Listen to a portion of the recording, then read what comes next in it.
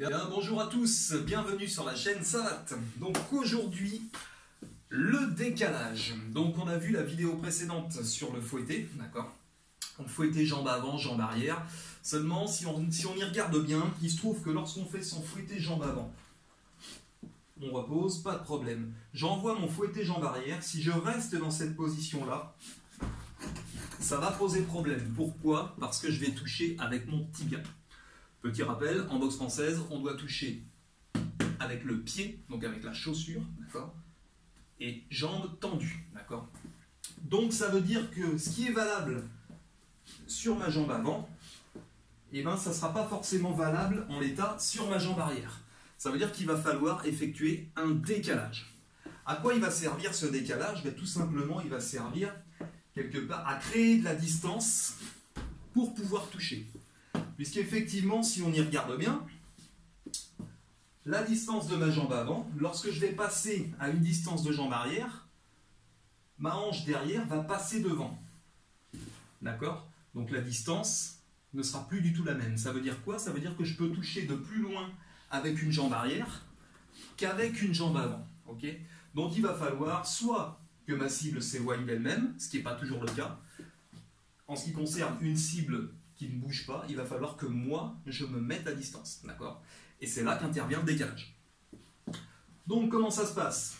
Je suis en garde, je prends ma distance, donc je fais un fouetté jambe avant pour prendre ma distance, impeccable. On l'a vu, si j'envoie ma jambe arrière tout de suite, c'est pas bon. Donc il va falloir décaler. Ça veut dire que mon pied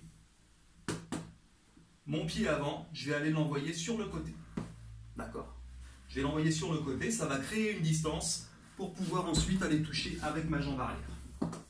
Petite astuce, j'envoie mon pied sur le côté. Je vous rappelle que la première étape pour exécuter un fouetté, c'est le pivot. Ok?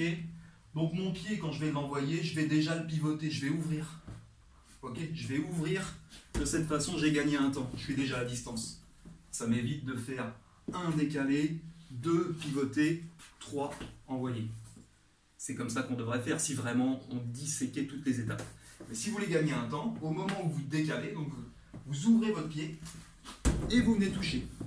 Et là, je suis bon. Et là, je peux toucher. J'ai touché jambes tendues et j'ai touché avec mon pied. Donc, petit exercice pour mettre ça en pratique. Vous êtes en garde. Vous pouvez commencer à vous déplacer. Vous touchez avec votre jambe avant et aussitôt avec votre jambe arrière.